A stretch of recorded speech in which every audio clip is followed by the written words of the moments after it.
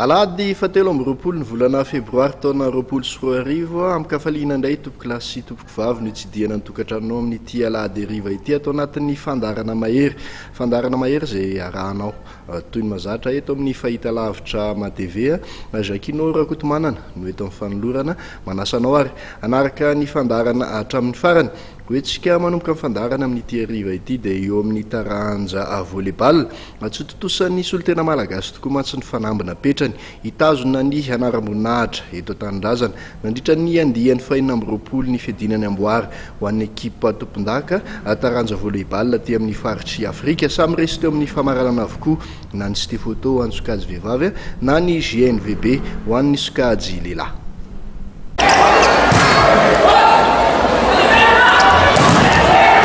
Samy resy teo amin'ny famaranana avokoa na teo amin'ny sokajy lehilahy na teo amin'ny sokajy vehivavy ireo solitena malagasy roa farany tamin'ny andiany fahenina amby roapolo ny CCC zone 7 na ny fiadinany amboary ao an'ny ekipa tompondaka taranja volleyball aty amin'ny faritry fahafitony Afrika izay ny farana tetsy amin'ny lapan'ny fanatanjahantena Mahamasina ny sabotsy roa amby roapolo febroary lasa teo.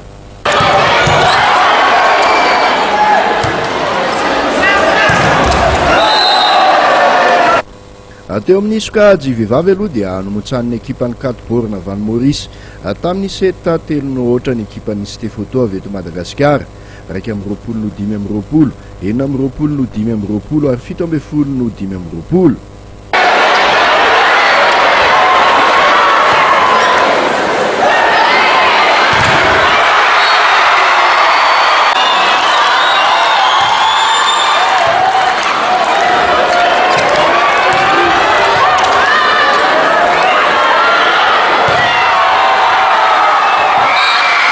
Hita antaky ny arerahana niatrika ny 7-5 ho an'ny vehivavy malagasy teo manasa-dalana marihana mantsy rehefa atao aorian'ny tie break vao afaka tamin'ny ekipan'ny Cascade Van Seychelles ny Stefoto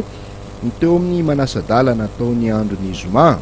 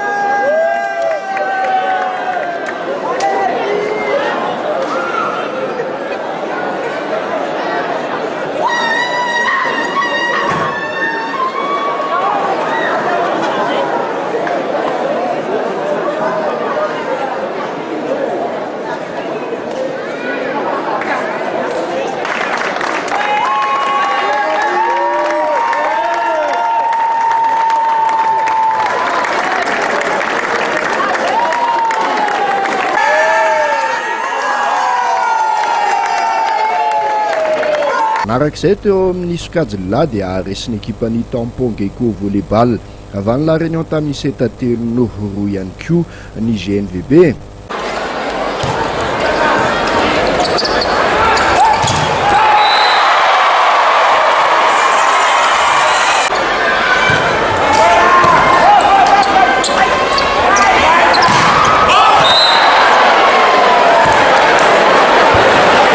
Ny seta voalohany ihany nanjakan'ny lehilahy malagasy tamin'ity famaranana ity. Tao anatin'ny fitaitainana trano kosa ny ainana ireo seta ambiny. Hita ho lesika ho an'ny GNVB tamin'ity fihaonana ity ny aratsiny ny reception sy ny contre. Tsapa koa anefa fa efa avy lenta sy manana paikady miavaka any Réunionnais.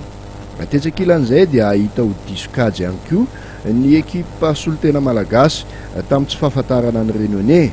Maro mantsy ny eritreritra fa mazava ny lalana ho an'ny GNVB rehefa avy nanilika ny ekipan'ny Torobis Van Maurice teo manasa-dalana. Nanova ny endriky ny fifaninanana arak'izany ny fiverenan'ny ekipa Van La Réunion tamin'ity CCC Z7 ity rehefa tsy hita tao anatin'ny fifaninanana nandritra ny andiany vitsivitsy. avototra teo ampelantanan'ny GNVB araka izany ny anaram-boninahitra teo aminy. Tsy ahivina tokoa mantsy fa ny ekipan'ny gendarmerie-pirenena no batany amboarana nandritra ny andihan'ny 520 natao teto Madagasikara ihany. Ankoatra ny Stefoto sy ny GNVB dia saika araraka ny alohan'ny manasa-dalana avokoa ireo ekipa malagasy enina hafa. Na dia teo aza ny tsy fahombiazan'ny ekipa malagasy izany dia azo lazaina mendim-piderana ny ezaka nataon'ny FMVB tamin'ny fikarakarana ity andihan'ny 520 ny CCSC zone 7 ity.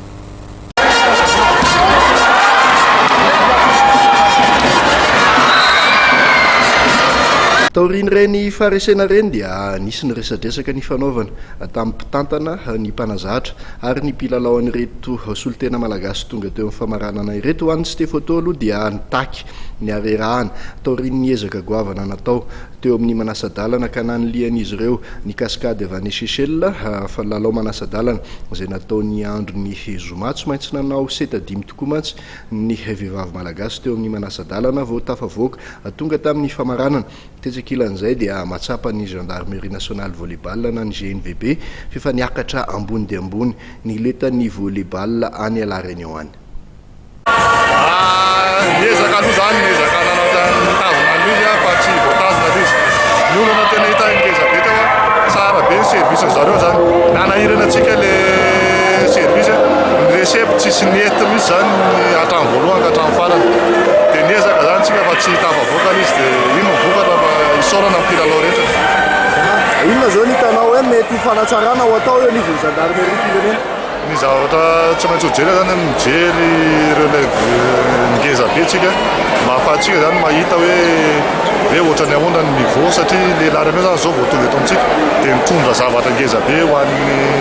an'ny océan Indien izy. Niova zany le volet hita dia tokony miezaka zany tsika mikolla le teknika ananany zareo. Dia izay ngamba ny hitako hoe lesika ny teknisiana zany teo fa nahita hoe inona ny tena lesika dia aloha anjaran'ny zareo manamboatra an'le izy dia izay ny fahitako azy. Mikasika ny Coupe d'Afrika dia tsy misy manakana antsika tsoandry. Ny tampon bikonge tsy afaka hoandry amin'ny Coupe d'Afrika fa tsy maintsy tsika no sitena ny zone 7 andry. Tsy haiko raha azonareo le mahasamy hafa anazy zany dikan'izany zany reo ankizy ireo tonga dia hanomana ny Coupe d'Afrika mindro manatena fa betsaka ny an'le tanana satria izay ihany no tena ataoko hoe sakana manao d'Afrika tsika tsisy manakana. Tsika teo moa iny lalao niaonana tamin'ny TGV iny misy zavatra tsy azo atonona aloha hoe totondakan'ny faritra fahafito tsika tamin'ny herintaona fa tamin'ity taona ity zany niova ny lalao satria tonga ny La Réunion dia hitatsika ntsika samy nahita daholo hoe avolenta ary teknisianina be zany ry zareo. Na izany na tsy zany miarahaba ny GNVB misaotra ny rehetrarehetra indrindraindrindra izay tonga nanotrona ny mpilalaontsika malagasy zany na Stefoto na GNVB hery lehibe ho an'ny mpilalao ho an'ny club ny fahatongavany rehetrarehetra mifanotronana misaotra ny any tokantrano misaotra nareo mpanao gazety manoko zao zany satria hiatrika ny lalao ny zone 7 foana ny réunionnais zany amboaritsika arakarak'izay koa ny fanomanana. Zay zany tsisy atao hoe ratsy na tsara fa ny arabantsika fa zay ny lalao tsy dia ratsy zany vokatra champion ny zone 7 zany. Izy aloha technicienne be nanana défaillance kely tsika tamin'ny réception dia nanatombo izy zany tsara service izy dia nana problème na réception tsika dia tsy afaka ny imposer le jeu tsika mihitsy. Dia zay ny hitako anankiray zay ny fahay anankiray tombo bloco koa tena nisy kely tsy nentina ny extrême fa aveo izy niarina fa somary tarakely zany misy kritika ihany nandeha hoe misy tara eny afaka io moa zany ohatran'ny alina rehetrarehetra zay tsy atao foana mety fa zay ny choix ny entraîneur sy nany zahay mahita anazy isan'andro iny hoe zay ny lalao atao fa ny adversaire alefa foana Madagasikara zay zany mety hoe tena fay atsika inona mety misy anazy a feno be zany anatin'le réception service zay ny tena avantageny a izy koa manana le pilanao anankiray le tsy vo maîtriser tsika mihitsy a i numéro 7 tsy vo maîtriser mihitsy izy fa nazo point foana dia niexploiter à fond iny zany dia tsy vo maîtriser tsika mihitsy izy hatramin'ny farany zay zany lavaka hoe tena navery atsika teo amin'ny réception foana tsika mihitsy dia tara foana le fidirantsika zany dia lasa nanenjika foana tsika anatin'le sport dia lasa nitandrina loatra izy nefa mirisika be teo anatin'le lalao dia rahatsika mahita angambany any fa niady mafy ny ankizy omaly dia reraka ny ankizy tena reraka izay dia zavantage kely naina tamin'ny fahasalemosy moa zareo koa teknika be zany izay dia mora tamin'izay miresaka ny hoe teknika ianao a efa ela no nahafantarana an'izany lalahy zany hoe anisany attaquante gasy miavaka inona ny tombony ho an'ny Mauriciana par rapport amintsika malagasy zay raha afaka araka ny resaka hoe teknika kosa zareo manana lecture globale zany zareo moa nanana avantage be zareo nanao demi-finale troisième dia ny ankizy reraka daholo tamin'ny finale inona ny fanarenana ho an'ny Stéphotto miady mafy amin'ny manaraka manao tsaratsara kokoa tsy maintsy zay tanjona eny voalohany aloha angamba ny fahaliana le tonga finale marina fa tena tanjona Stéphotto ny andrombaka an'ity amboara ty fa ino moa zany ny vokatra dia za manokana efaliako le satria mba navita ny ankizy ny lesoka rehefa manao fananana ohatran'ireny tsika tsy maintsy manao foana le atao hoe étude ny adversaire tsy maintsy étudiena zareo dia misy endry dalao tokony ho ataonay sady manohitra ny adversaire reny fa tsy tafavoaka le izy dia teo a no nisy ataoko hoe voa psychologiquement les joueuses zany dia tsy mety tafarina mihitsy niezaka nanolo planao ihany fa ohatrany nitovitovy ihany le nataon zareo zany dia lasa zay anisany natongan'iny tsy azo le amboara zany hita amin'ny Stéphotto fa mbola mitazona an'ireo mpilalao fa taloha ny Stéphotto mbola misy koa nefa n'ireo ankizy hoe vaovao ampiakarina ao anatin'ity ekipa première Stéphotto ty amin'ny politika manaraka ho an'ny Stéphotto hijanona tanora zato isan-jato amin'izay ve eny tiako ampahafantarina atsika aloha fa tamin'ny 2012 any tondra Stéphotto farany ary nandrombaka ny anti CCO zone 7 ty dia nijanona dia miverina za zao vao 5 volana zay miverenako anarina nireny ty ekipa ty ary anarina mihitsy zay ny anisany mission keto ny tena tanjonay tamin'ity anao triplé ozy vazaha championnat régional tanatsinana nazonay championnat national azonay tana Mahajanga dia nanany eritreritra ny andrombaka ty zay fa tsy azonay moa izy iny ka marina mihitsy le voalazanao mifangaro le mpilalao tanora miaraka amin'le fa talolo fa le taloha reo mbola tena anatin'ny taona mihitsy raha tsy te za fa tsy Jessia zay vao fita miroapolo taona lalahy zay vao eny miroapolo taona volet zany mbola anatin'ny tanjony tsara fa efa miaraka amin'ny expérience dia misy ankizy hitanareo Garcia 20 taona Rojo 20 taona dia zay le asako zao anarina l'équipe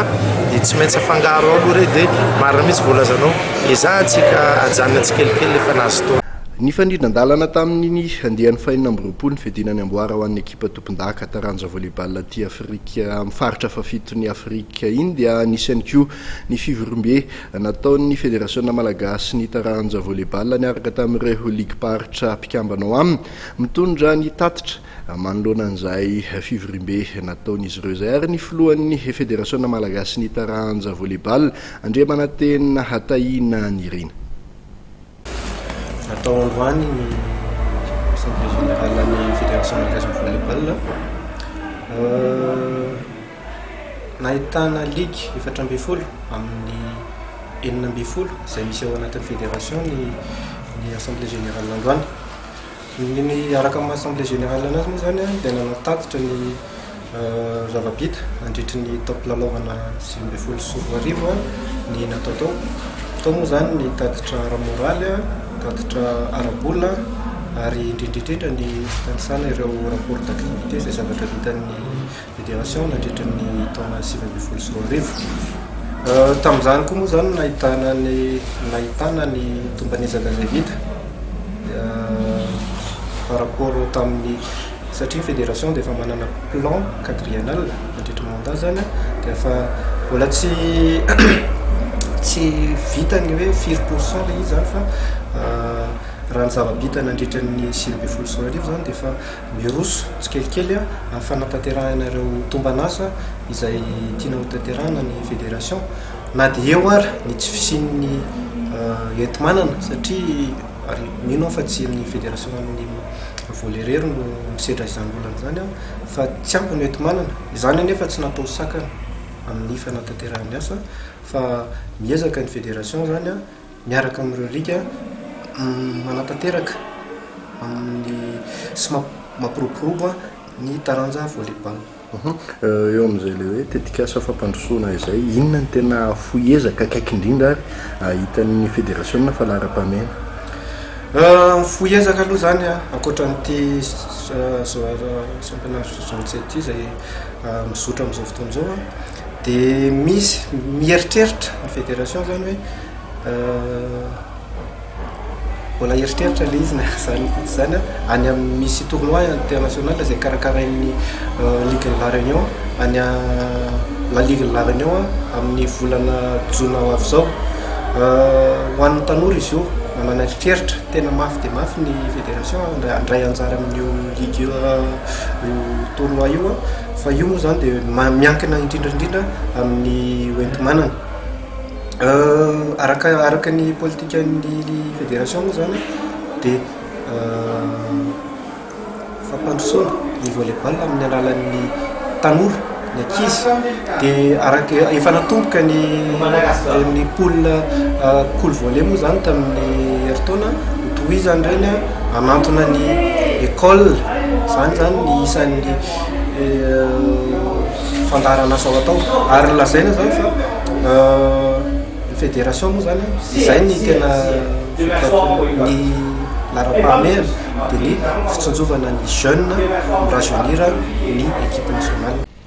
Manomboka eto isika dia iresaka ny taranja baolina kitra ho an'ny fifaninanana nasionaly aloha no entintsika manomboka izany tsy dia nahitana fiovana firy ny filarana vonjomaika amin'ny fiadinan'ny tompon-daka nasionaly taranja baolina kitra sokajy division voalohany elitana ny Orange Pro League taorian'ny andro fahatelo ambin'ny folo no tanterahana tamin'ity faran'ny herinandro ity saika nivoaka ho mpandresy avokoa mantsy ireo ekipa mitana ny larana 5 voalohany amin'ity fifaninanana ity raha ao anatin'ity fanadihadiana ity ary ny fitiny izay andro fahatelo ambin'ny folo ny Orange Pro League izay.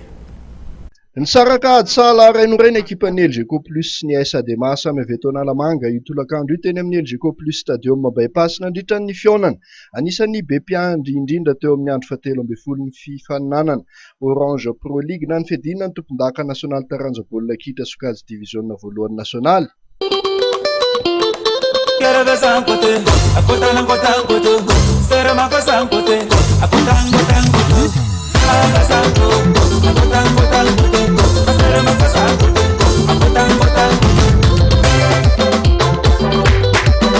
Jeffrey,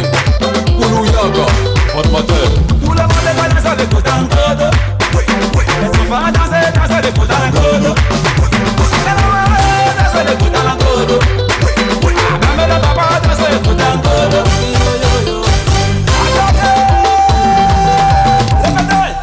Si c'est du boulevard, ma douce sanguin. Attaquez! Aïe aïe aïe aïe aïe. La piqûre est piquée en pointure. Ekipan'ny AS Adema nanokatra nisa tamin'ny alalan'ny fetra teo amin'ny minitra faharoa amby efapolo. Nanasala nisa ho an'ny tompo-tanàna kosa Ibela teo amin'ny minitra fahafito amby enimpolo.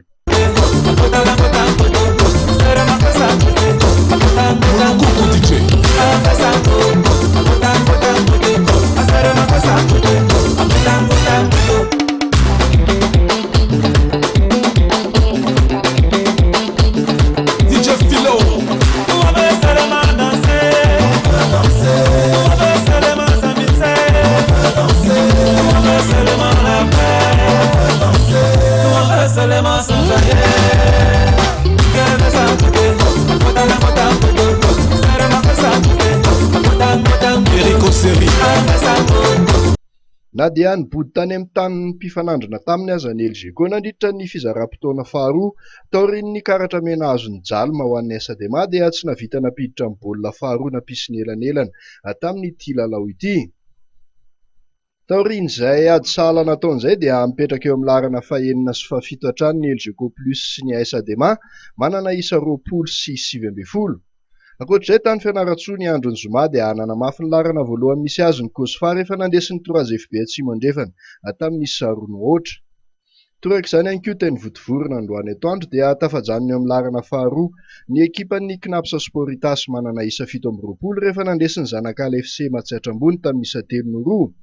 Aloha izay teny Votovorona ihany omaly sabotsy dia tamin'ny elanelan'ny isa 3-2 ihany koa no nandesen'ny Ajesay Abongilava ny ekipan'ny Tiakitra AFC Atsinanana. Tany Tomasina indray dia nomotsan'ny ekipan'ny AS Jet Maday tasy tamin'ny isa 7-2 ny Club M Analanjorofo. Avokatra izay mametraka ny AS Jet Maday tasy eo amin'ny larana fa-4 vonjimaika manana isa 4-20. Ary farany dia mbola voatazon'ny Fosa Junior FC Boeny ny larana fa-5 satria nandesin'ny ekipan'ny FCA Ilakaka tamin'ny isa 2-0 izy ireo ny sabotsy sy tolakandro teo tany Fianarantsoa. Marihana fa ankoatran'ny isa 13 ananany dia mbola manana lalao tara roa ny Fosa Junior FC. Andrasana indray araka izany mety ho fivana laharana vonjimaika ateraky ny andro fa-14 atao amin'ny heriny ho an'ity fifaninanana Orange Pro League ity. Eo amin'izay taranja baolina kitra izay ihany fa ho an'ny sehatra iraisam-pirenena dia ny farana teo amin'ny dingan'ny fifanitsanana ny dian'ny Barea latsaky ny 20 taona na ny Barea U20 nandritra ny fifaninanana Arabe Coupe Arabe U20 natao tany Arabia Saodita tany taorian'ny nandesen'ny Bahrain ny zandrikely malagasy ny alakamisy lasa teo tamin'ny isa 14 mantsy dia mbola resin'ny Maroc tamin'ny isa 2-2 indray ny pilalaon'ny Menakely Rufin sy Ridja Juvens androany tolakandro tany Arabia Saodita tany nandritra ny andro fahatelo farany fifanitsanana amin'ity Coupe Arabe U20 ity vokatra izay nanajanona ny dian'ny zandrikely malagasy sady nisy ihany niezaka teo amin'ny famonom-baolina teo amin'ny fiarovatena sy teo amin'ny mpiano-tsatokazy kosa no nijanona ho lesoka hatrany ho an'ny Barea ny Madagasikara latsaky ny 20 taona. Niondrika tamin'ny isa 14 nanoloana ny Bahrain ny ekipa pirenena malagasy taranja baolina kitra latsaky ny 20 taona ny alakamisy hariva teo tany Arabia Saodita nandritra ny andro faharoan'ny fifanitsanana isam-bondron'ilay fifaninanana Coupe Arabe U20. Tahaka ny teo amin'ny andro voalohany ny onany tamin'ny Djibouti dia nitarika tamin'ny isa 2-0 ny mpifanandrina tamin'ny malagasy vao nanomboka 20 minitra ny lalao. Tsy nakivy ny zandrikely malagasy nefa izany napiditra baolina roa ny sesy nanasahala ny isa Arnaud sy Mamsou teo amin'ny minitra 30 sy 17. Ny alohan'ny fialan-tsasatra nefa dia natafiditra baolina fahatelo indray zareo avy any Bahrain. Mbola tsy nanaiky lehibenana nefa ny zandrikely malagasy no tarihany Arnaud fa niverina nanasahala ny isa indray teo amin'ny minitra 4-15. Teo amin'ny minitra 7-15 dia nanakobana ny masona rato indray Ricardo ka nitarika ny isa ny malagasy. Noho ny tandrevaka sy tsy fifatohana nisy teo amin'ny vodilaharana sy ny mpiano-tsatokazo malagasy nefa dia napiditra baolina roa ny sesy indray ny ekipa pirenen'ny Bahrain teo amin'ny minitra 14 sy 17. Baolina roa izay nibatahan'ny fandresena. Taorian'ny faharesen'iny dia ratsy toerana tanteraka amin'ny Barea U20 ao anatin'ity vondrona be misy azy ity. Ny fandrindan-dalana tamin'io lalao io mantsy dia nomotsan'ny Maroc tamin'ny isa 4-0 i Djibouti. I Djibouti izay resin'ny malagasy tamin'ny isa 4-3 teo amin'ny andro voalohany. Lavin'ny Maroc tamin'ny isa 4-2 kosa i Bahrain.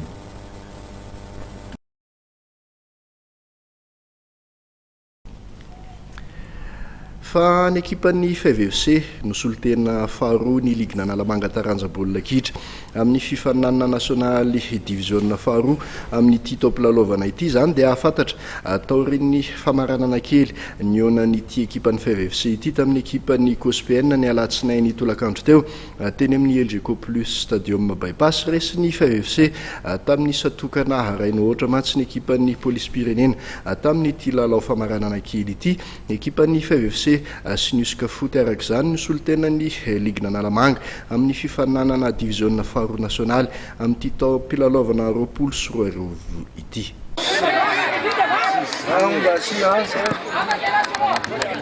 Atotosa ny alatsinainy tolakandro teo teny amin'ny LGK plus stadium bypass ny famaranana kely ahafantarana ny ekipa faharoa solitena ny ligna Analamanga taranja baolina kitra amin'ny fifaninanana D2 national. tamin'izany nalalana fa ny ekipan'ny FVFC no anampin'ny ekipan'ny Oscafoot amin'ny fifaninanana nasionaly. Resy ny FVFC tamin'ny saraina ohatra ny ekipan'ny Cosbienne tamin'ny famaranana kely io. Abolina tokana tafiditra Ifely teo amin'ny trafaroa amby fitopolo. Ny teny ho azo noho izany ny vokatra fa niady hatramin'ny farany ity lalao ity satria ateo ranany amin'ny fifaninanana nasionaly ny adivana. Navita ny valinadiny arak'izany ny ekipan'ny FVFC. Saivana fa resy ny ekipan'ny Polisy Pirenena tamin'ny isatokana raino ohatra ihany koa ny FVFC nandritra ny dingan'ny fifantsanana. Ny famaranana ifandonan'ny ekipan'ny Oscafoot sy ny FVFC moa no ahafantarana ny ekipa ho tompon-dakana Analamanga amin'ity taopolalaovana 2024 ity. Famaranana izay inona fa hiady tanteraka satria ny ekipa roa nitahana hatrany laharana voalohany tamin'ny fifantsanana no iona. Azo lazaina voaja arak'izany ny lojika tamin'ity fiadinan'ny tompon-dakana Analamanga Sokajy division voalohany ity. Saika efa fantatra avokoa moa ireo ekipa solontenan'ny ligue paritra manerana ny nosy amin'ity fiadinan'ny tompon-daka ho an'ny Sokajy division faharoa ity ka ny fotoana natanterahana izany sisa andrasana. Manomboka eto isika dia iresaka ny taranja n'olotokana kosa anisan'ny vaovao mafaly ho an'ny tontolon'ny fanatanjahantena malagasy noho ny latsaka ho an'ny taranja lomano medaly volamena ray sy volafotsy 3 ary limo ray no azo ny mpilalao malagasy tatsy Botswana nandritra ny fifaninanana kontinantaly efa elaela moa no tsy dia nazahoan'ny malagasy vokatra tsara teo amin'ny taranja lomano andrasana ny fitombony izany hoe vokatra tsara ho an'ny taranja lomano izany. Tsara ny vokatra azon'ny Madagasikara nandritra ny fidinana ny tompon-dakany Afrika faritra faha-efatra teo amin'ny taranja lomano izay natao tatsy Botswana nanomboka ny zoma teo ka ny farana androany tolakandro. Medaly volamena ray sy volafotsy 3 ary alimo ray no azon'ny mpilomano malagasy. Terina valina idealy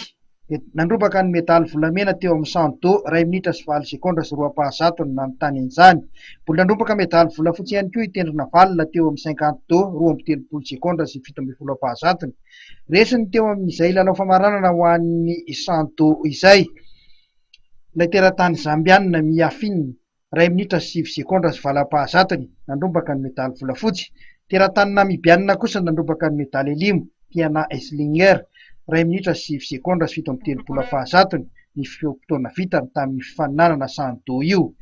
Isan'ny mpilomano mbola namiratra ihany koa io Liantsarabe John nandritra ity fifaninanana ity izy nandrobaka medaly volafotsy teo amin'ny 52 3 sekondra sy 2 Rakotomahaverinirina John nandrobaka medaly volafotsy teo amin'ny 200 papy 2 minitra sy 12 sekondra izay namonoana ny zava-bita tsara indrindra eto Madagasikara eo amin'ny halavirana io. Araka ny fanazavana ny men'ny Jeneraly Ramanatsoa Gabriel dia vavahady iray tsy maintsy lalovan'ny mpilomano malagasy ity fifaninanana ho an'ny zona 4 ity azona ny milkarta andehanana ny amin'ny fiadina tompon-daka eran-tany sy ny lalao olimpika.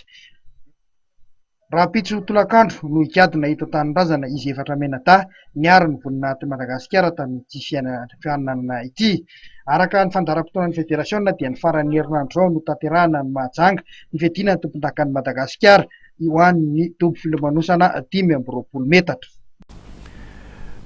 Eo amin'izay vaovao iraisam-pirenena ho an'ny fanatanjahantena malagasy amin'ny ankapobeny izay ihany dia andefa atleta sy mpanazatra iofana any Algérie Madagasikara fampirobonan'ny fanatanjahantena eto amintsika izany dia noho ny fiaramiasan'ny fanjakana malagasy sy ny fanjakana algériana tamin'ny alalan'ny ministeran'ny tanora sy ny fanatanjahantena mamitana ny zavantranga tao anatin'izay fifanarahan'izay namana Norbert Rakotomalala. Anoana ny Madagasikara i Algérie eo amin'ny lafin'ny fampandrosoana ny fanatanjahantena eto Madagasikara. Voakasiky ny fiaramiasa eto amin'ny firenena roa tota ny fandefasana atleta sy mpanazatra iofana ny Algérie. Eo ihany koa ny fanoana ny Algérie ny Madagasikara eo amin'ny fanamboarana ireo foto-drafitrasa maro ho an'ny fanatanjahantena. Miaraka amin'ireto diplomate reto, miaraka amin'ireto ambassadeur reto, désormais manomboka eto tsy fionana fa fionana fotsiny hitanareo fa nasaiko mihitsiny koa ny teknisianina ny jeunesse sport ny département ato ao ny académie de sport ny DG sy ny DG sport teo koa ny DG jeunesse dia jerena miaraka zany ny anoizana ary tsika zany tsy miteny fotsiny hoe reto zao ny zavatra ilanay fa efa vonona zany tsika reo ny plan, reo ny devis, reo ny détail ny rehetrarehetra inona amireto no azonareo anampinanay. Zay zany reo document hitantsika mbola tabatra ny fandinianay anatin'ny ray ora mahery. Anafanganana ny fametrahana ireo foto-javatra sary dia zavatra efa vonona no atolotra ireo mpiara-miombonatoka hoy ny ministra Tinoka Roberto. De misy devis hoe reo ny devis réel nireo projet reo rehefa atao le izy ty type A ohatra zao ty resaka plateau sportif ty type A io type 1 misy an'le manodidina rehetrarehetra iny de misy version moramora koa ty orina misy an'ty tribune centrale ty fotsiny ty moa zany izy type 1 de ty izy type 2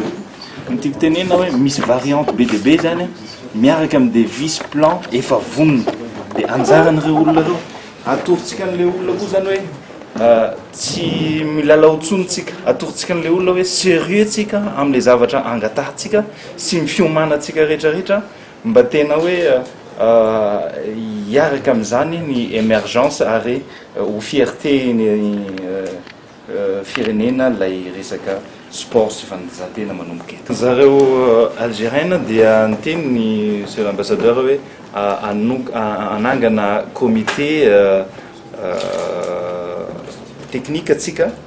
ny avy any amin'ny ambassade sy ny avy ato amin'ny département ny ministère ny jeunesse et sport dia reo zany no hiara-andinika amireto données efa ananatsika rehetrarehetra reto amireto projet rehefa ananatsika rehetrarehetra reto no ho azonay tanterahana reto amin'ity taona ty satria le izy eritreretina hoe fiaraha-miasa haharitra dia reto amin'ny taona manaraka. Zany tsika no namola vola ny reto tsika zany no namola vola any reto zavatra reto araky ny reto hitantsika reto projet ny jeunesse et sport izy io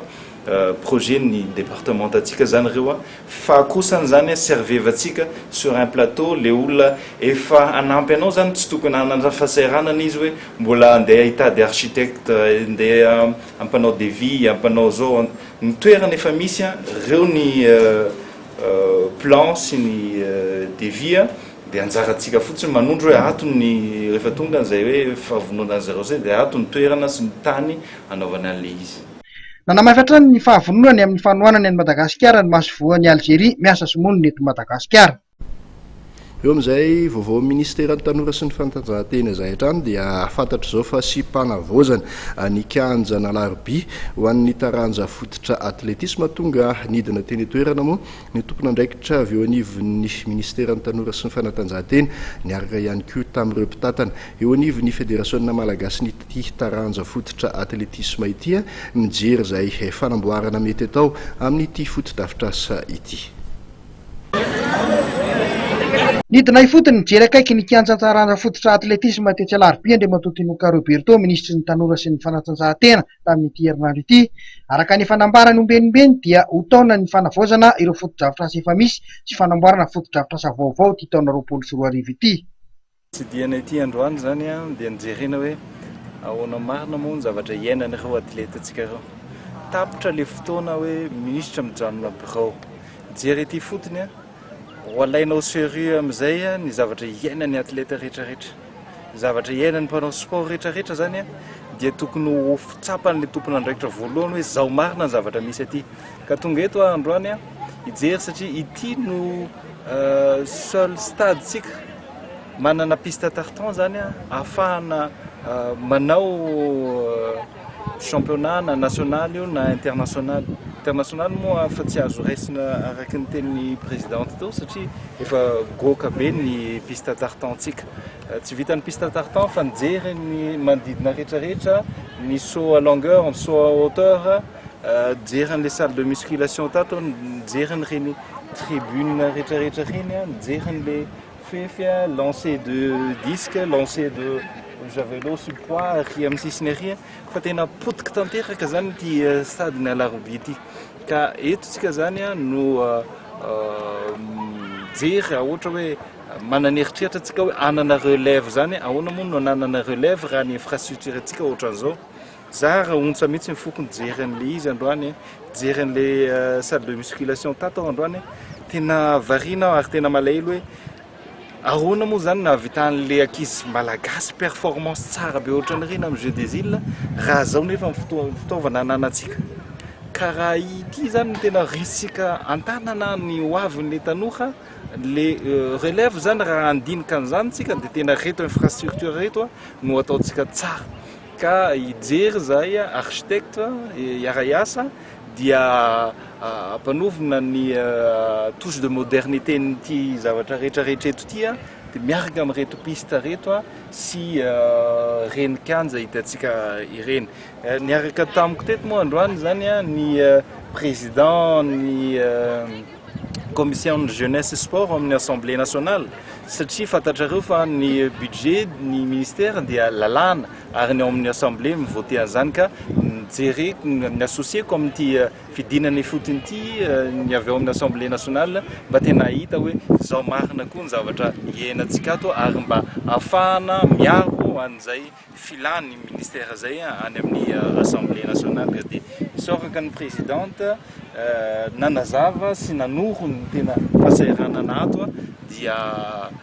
ho atao ny ezaka ary efa misy moa fanambina ataoko tao fa tsy maintsy ho vitaina farafahatarana amin'ny farany volana marsa io salle de musculation ambany io efa definga dia be anankiray zay ray volana dia vitaitsika fa hoentiko aty nareo jeren'io afaka ray volana araka ny toromarika napetraky ny ministra ary dia tsy maintsy vitaina alohan'ny faran'ny volana martsa ho avy izao ny fampitaovana sy ny fandavozana ny salle de musculation ho an'ny taranja fototra athlétisme eto Alarby. Eo amin'izay taranjan'olo tokan'izay ihany dia ho tanterahana ny voalohany sy faharoa ary ny fahatelony volana May ho avy izao any Antsirabe ny fiadinan'ny tompon-daka Madagasikara eo amin'ny taranja fibatahana Hafonjamby teo amin'ny micro namana Norbert Rakotomalala ary nanomezan'ny filohan'ny fédération malagasy nyity taranja fibatahana Hafonjamby ity ny andindin'izay fifaninanana nasionaly atao any Antsirabe izay. Ohatsika aloha zany ohatsika Madagasikara zany raha eo amin'ny resaka championnat d'Afrique izay qualification farany ho atao any Maurice dia nisotran'Andriamanitra mba eo akaiky zany ny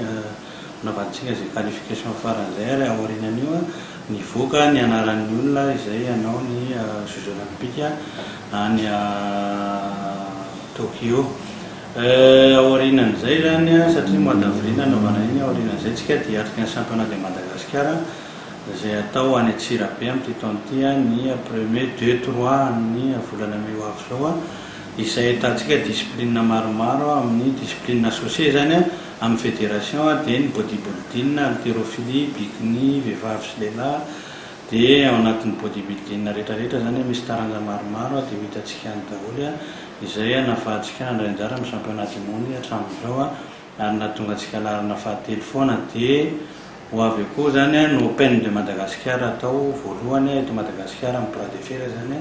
izay izy fifanana atao ato amin'ny bras de fer sy ny bodybuilding 26 27 28 février ho avy izao izay atao ato amin'ny bureau ny comité olympique malagasy. Manarak'izay koa dia ny maso esline izay fahitantsika discipline associée izay anisan'ny andraisantsika anjara foana tamin'ny championnat du monde izay natao tany Ouzbekistan sy ny tany Tashkent zany sy ny Ouzbekistan dia maromaro koa nandanantsika farany teo ny andreanana ary misy discipline rahavavy koa zany hiaraka izay efa nandeha nanomboka tany amin'ny championnat de Madagascar tany Tamatamo zany misy ny fidina tompon-daka Madagasikara niaraka tamin'ny fédération ny escrime dia amin'ity zany ny escrime dia mbola hiara-iasa amin'ny fédération malagasy amin'ny fibatana Hafonjamby ary ny discipline anankiray izay anisantsika hoe zandriny dia ny pentathlon zany izay ahitantsika an'ireo tanora voeritreriny sy ny entraîneur vaovao izay vao niofana tamin'ny ity taon'ity zany tamin'ny atao amin'ny ANS ary dia ho hitantsika fa lalaovana ngeza be sady fety ngeza be ary mihina fa amin'ny taona io zany no isataratsika ny gymnase vaovao an'ny Antsirabe izay isoratsika ny fitondram-panjakana sy ministère ny tanora sy ny fanatanjahantena amin'ireny infrastructure ireny ary mihina fa hitomba hatrany ny infrastructure ho an'ny fanatanjahantena eto Madagasikara amin'ny velorano fahatelo ambin'ny folo ny filoham-pirenenako dia manainga antsika ity fanatanjahantena zany hitodika any Antsirabe amin'ny 1er 2 3 May ho avy izao amin'ny fedina tompon-daka ny Madagasikara ngeza be ho an'ireo taranja. raha antsika mahita kosa fa maro ny vehivavy malagasy no voasariky reny toerana fikolokoloana vatana ireny amin'izao fotoan'izao. Anisan'ireny ny Svelte Fitness Club etsy amin'ny bypass, toerana izay mahasariky tsy voatery hoe ireo andriambavilanitra avy eny amin'ny faritra atsimon-drano ihany, fa na dia ireo avy aty andrenivohitra ary dia voasariky amin'izany fikolokoloana ny vatana ao amin'ny Svelte Fitness Club izany, ary ao ny fanadihadiana hoentin' reto vehivavy reto mikolokolo ny vatany mba ho tanora lalandava. Saika manantona ireny toeram-pikolokoloana vatana ireny avokoa ireo olona manana olana eo amin'ny haben'ny vatana sy ny mba te ho tsaratsara bika. Isan'ny toerana iray no tsidian'ny fandarana mahery ny Svelte Fitness Club etsy Antsahakely bypass, lalana makany Avoloha. Isan-karazany ny fikolokoloana vatana eto, isan'izany ny fitness cardio.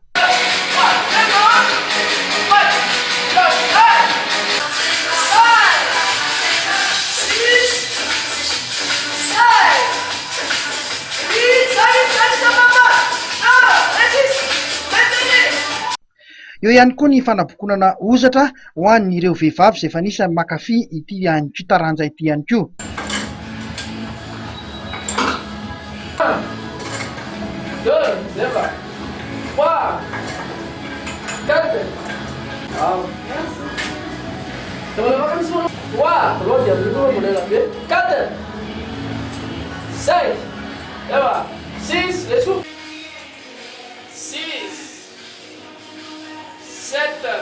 Mampiavaka ny Svelte Fitness Club ihany koa ny Zumba.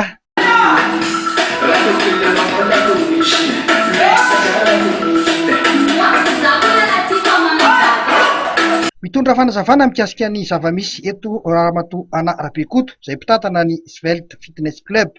Tena hita eto amin'ny Svelte Fitness Club ity zany dia faninana vatana aloha voalohany indrindra. Zany hoe manampy ny olona hanena vatana amin'ny alalan'ny cardio sy fitness. Any hoe ohatrany hoe raha taloha zany izy amin'ny terme teknika taloha izy dia ohatrany hoe aérobika, fa amin'izao fotoan'izao indray izy dia ohatrany hoe nenay zany ohatrany hoe zumba sy sport miaraka zany le izy. Any hoe tsy maheno be le olona hoe mijaly be ny vatany nefa izy anatin'izay izy falifaly nefa izy miperdre poids ihany. Misy antony satria za koa sy mary nanana problème tamin'izay, surtout rehefa après accouchement zany nanana problème hoe ngeza ny ngeza amin'ny vatana dia nanao sport foana dia hitako le izy hoe efficace be zany satria par expérience zany sady nanao sport nanao régime dia tena niena be ako dia izy hoe tsy maninona mihitsy raha ohatra ka zaraiko amin'ny olona ty expérience ako ty dia izay nahatonga anako nanokatra an'ity salle ity zany mba ohatrany hoe fanampianan'ireo tsy voatery hoe vehivavy ihany zany fa izay olona manana problème amin'izay manampy be mihitsy sady surtout zany misy suivi be ny anay strict be zany zay amin'ny fanaraha-maso an'ireo olon'ireo hoe isan-kerinandro zay mandanja anazy mandrefy anazy misy suivi médical ihany koa arahan'ny dokotera maso zareo surtout resaka santé zany hoe ny rythme cardiaque, ny tension sy ny pulsation zareo satria indraindray misy ny olona arak'izay mangezangeza zay dia manana problème kely amin'ny fahasalamana izy dia ireny zany arahanay maso tsara mihitsy. Dia ny résultat tsy maintsy mahita résultat foana zany izy par semaine au moins zany ireo olon'ireo raha manaraka tsara ny sport sy ny régime mpanaovana azy izy dia mahita 3 kilo par semaine.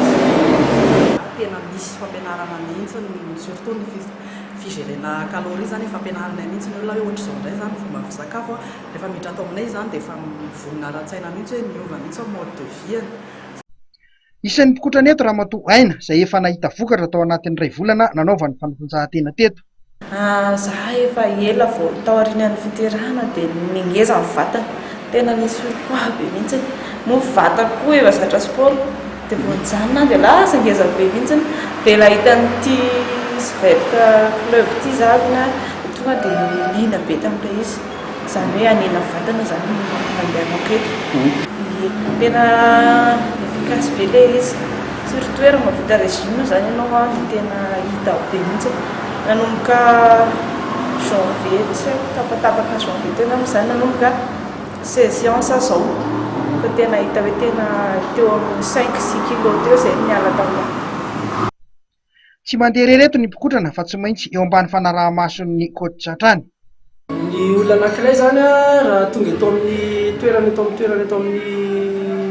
amin'ny salle fitness dia nisy tadiavin'ny olona anankiray dia ny anena vatana dia fahasalamana dia rehefa tonga ato izy dia samy manana ny kany daholo ny tsirairay avy. Misy ny olona tia anena vatana tena hoe anena kibo anena vatana rehetrarehetra. Misy indray ny olona tia hanana fahasalamana fotsiny mitaiza vatana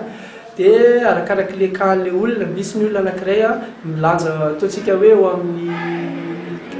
80 kilo izy nefa ny tia hanary 20 kilo izy dia arakarak'izay zavatra izy zay no mienay anazy raha tia hanala zay 20 kilo zay izy dia eo amin'ny 2 mois eo izy manala zay 20 kilo zay. Donc zany ateo amin'ny 1 mois eo demi izy tokony manary eo amin'ny 1 kilo manary eo amin'ny 8 kilo eo ny olona anankiray. Misokatra manomboka amin'ny enora sasany maraina nisy Velot Fitness Club ka hatramin'ny 7 arivo isan'andro ka hatramin'ny asabotsy ny tapany maraina. Ho an'ny taranja bola lavalava indray dia arava mialohan'ny fotoana ny lalao tokony hanomboka ny famaranana teo amin'ny Sokajy division faharoa izay tokony katrohan'ny ekipan'ny Giera Andranomanalina sy ny RC Zamia Namotana. Izany moa dia noho ny haratsian'ny toetrandro izay mandalo eto amintsika amin'izao fotoana izao tsy totosandray araka izany io lalao anisan'ny be mpiandry ho an'ny Sokajy division faharoa io. Rava teo amin'ny fanaovana fanafanantena mialohan'ny lalao ny famaranana teo amin'ny Sokajy division faharoa izay tokony katrohan'ny Giera Andranomanalina sy ny RC Zamia Afetsy Namotana. Mitondra fanazavana mikasika ny indray izay ny mpitantana ny komisiona teknika ny Tanaville. Raha vao nanomboka ny fanatenan'ireo mpilalao dia ny fanatona ny fampiatsy ady izy ireo. Zany hoe ry zareo avy ao Andranomanalina no tonga dia rikatra fanatenan'ny zareo avy any Namotana dia raikitra teo no savovoro dia tsy maintsy nandray fanapahan-kevitra ny commission section nanajanona ny lalao.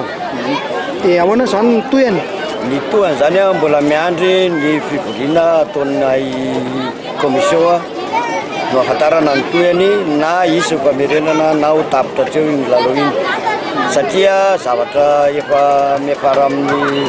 fikasany famono faty mihitsy ny zavatra ataony zareo tohana ady tena tanjobato izay baolina fanaovana zareo tany dia nisy naratra mafy dia mbola toy an'izay zavatra izay zany no entiny atraty amin'ny baolina famaranana aty ampikely izay fanazavana zay zany rehefa nahita n'le savorovory teo ny tsara dia tsy mety nanohy ny lalao intsony fa dia najanona tanteraka ny tsy netiny tsara. Izay ny tena marina tsy netiny tsara fa najanona tanteraka satria nisy tamin'ireo ray aman-dreny zareo Giera Andranomanalina mihitsy no nitarika ny savorovory. Isan'ny lalao nandrasan'ny maro tamin'ity androany ihany kosa izay arahantsika amin'ny sary ny lalao fiatsiana izay nikatrohan'ny SP Besarety manao mavo amin'ny sary sy ny akaty fotsy manao maitso.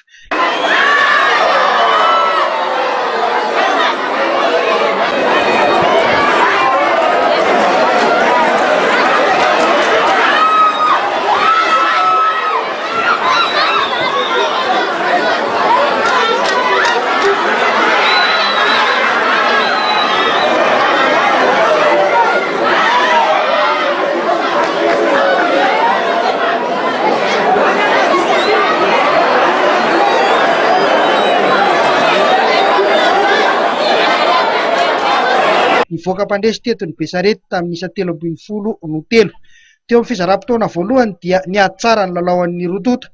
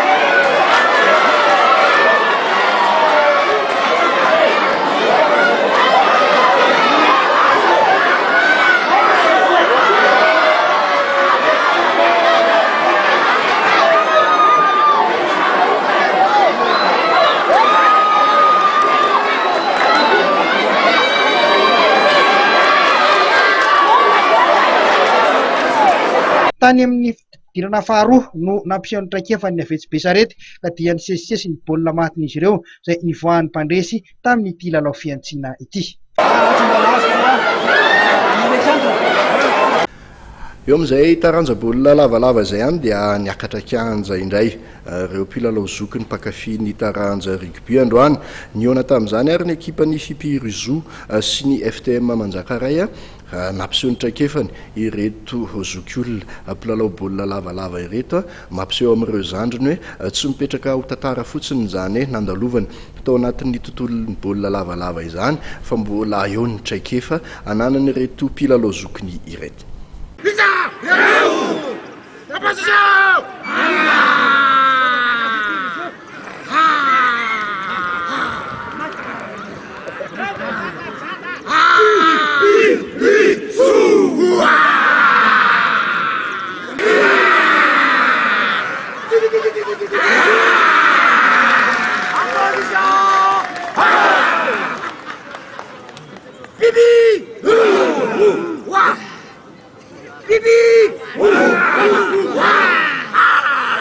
Miroborobotra ny taranja rugby ho an'ny sokajy zokiny eto Analamanga. Androany maraina dia niarika lalao ara-pirahalaina indray izy ireo izay nikatroka tamin'ny mpilalao zokiny FTM Manjakaray.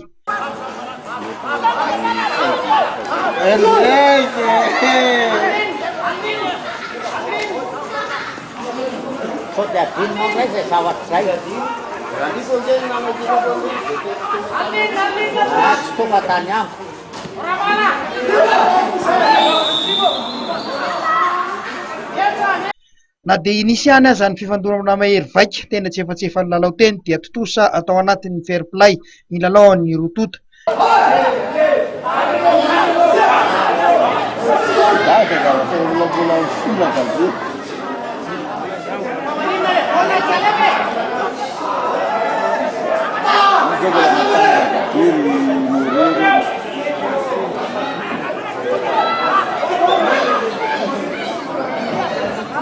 Nivoaka mpandresy teto ny Fimpirizo tamin'ny Isatery Tetery 20 no 20.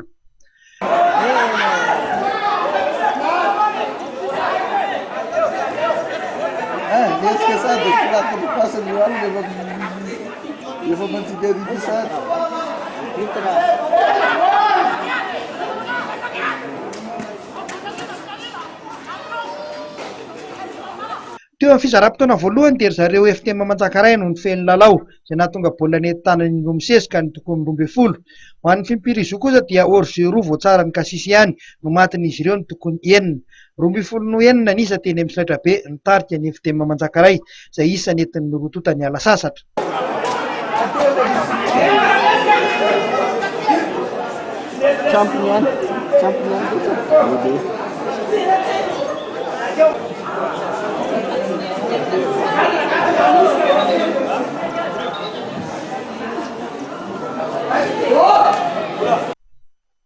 Teo amin'ny fidirana faharoa vao niezaka nanindry mafy ny mpilalaon'ny Fimpirizo. Tany amin'ny 10 minitra tsy faranan'ny lalao dia mbola nitarika tamin'ny 9:12 ny FTM Manjakaray. Tany amin'ny segondra farany tao anaty gonga no nivadika ny rasa rehefa nahatonga baolina nentin-tanana ny Fimpirizo tamin'ny alalan'ny Riry. Mbola namerenan'ny Kasisy ny traikefan'ny fahiny indray ny fitsarana baolina nentin-tanana teto ka nampitsimbadika anisa 20-12. Isan'ny mbola niakatra kianja teto ripasy mpilalao-an'ny FTM fahiny. Lalao androany zany tsara le mpanikapana tiana ny tohizany. Inona zao no tena nahafinaritra anao tamin'ilay androany teny ambony kianja? Lalao nieraka tamin'ny namako nahafinaritra zany tonga daholo izay tsaretra mbola tsy tambantatra tamin'izay dia ampalenay zany. Inona no mety hoe tombontsoa mety azonao amin'ny filalaovana an'ilay rugby ho an'ny sokajy zokiny? Lahatra indray zany dia fiarahana tamin'ireo izay moa zany samy hafa fa Manjakaray zany dia nafinarana aloha tamin'ireo le zoky tao an-tanàna ireo dia tena tsara ilay izy fa mifandrinay zany dia ohatr'izay teny Pascal izay ihany hoe ny fitohizan'ilay izy dia mba hanao sosokevitra aminareo zay raha mba mety dia mba sio ny tournoina vetera dia mba voataiza zany ilay olona satria lasa mirona fotsiny any amin'ny toka ilay izy raha malala fa zay nefa ny an'ny vetera rehetra dia any daholo izy lolorona dia mangataka izay zany raha mba mety raha atao izay zavatra izay ho an'ny fanampiana ho an'ny rehetra. Mbola nampiseho ny fahaiza-manaony kosa teto ny mpilalao-ny Fimpirizo.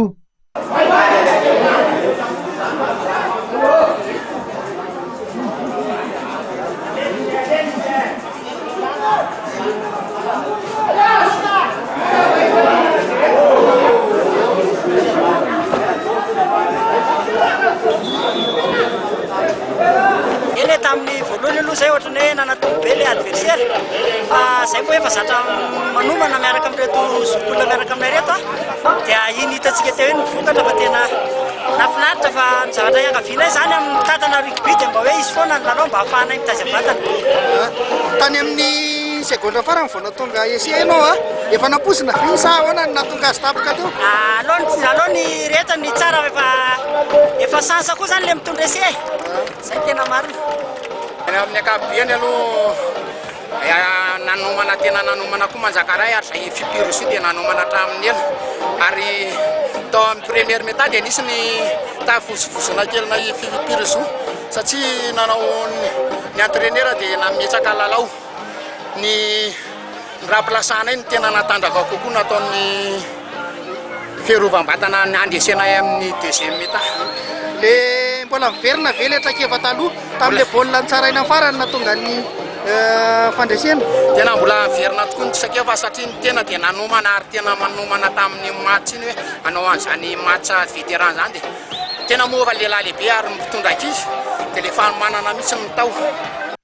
miendrika ny lalao nasehon'ny rotota nandritra ny lalao ara-pirahalaina ity samina riry ireo mpilalao zokony nitohizany faninanana toy izao tanjony rehetra ny taiza vatana ho lavitry ny aretina sy mba tsy hiviliana lalana any amin'ny zavatra hafa toy ny fimamoana sy ny fidorohana zava-mahadomelona ho an'ny efitema manjakaray dia taza ny akatratsika anjaindray ry ratorobe sy ry pasy ary ry mamikely tamin'ity lalao ity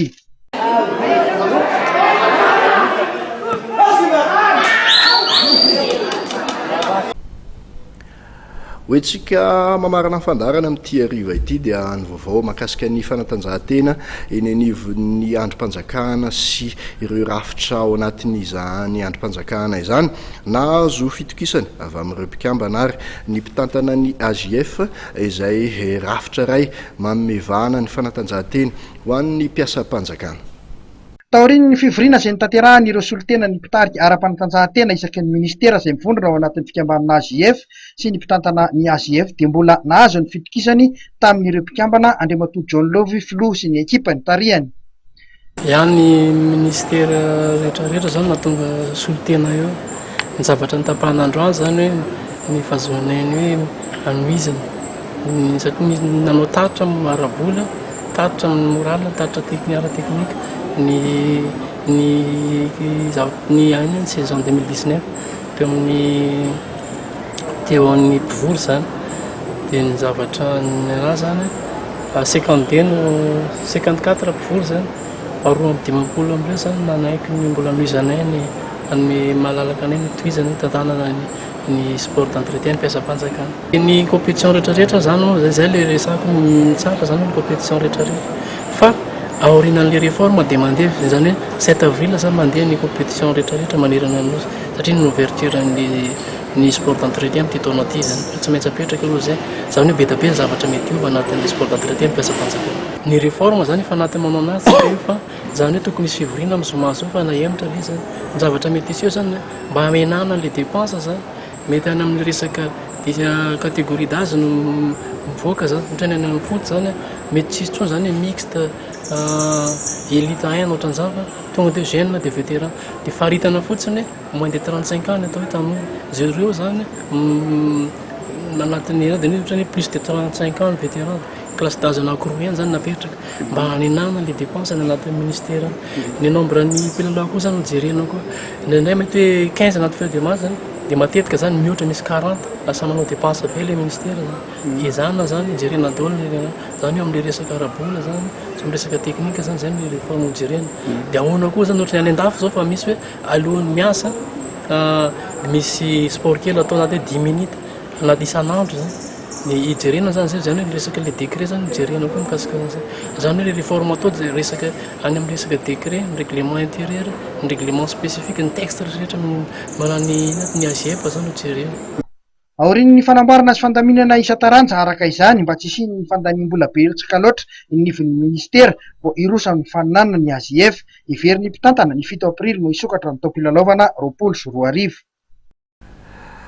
dia iny vaovao mahakasika ny AJF iny ihany koa no entintsika manakatona ny fandarana mahery amin'ity rivariva ity akasitrany ianao mianaraka izany hatramin'ny farany ity ampamaranana dia tsy hainy tsy saotra ireo namana teknisianina niarana natotosa ny fandarana tamin'ny tena koa ialay no nakany sary ireo may no nandindra ny sary sy feo imenja no napita izany sary sy feo zany tany atokantranonao tany izay sy namanano Robert Kotomalala kosa nanao fanadihadiana teny Kianja manome fotoananao amin'ny manaraka indray avelo matoboko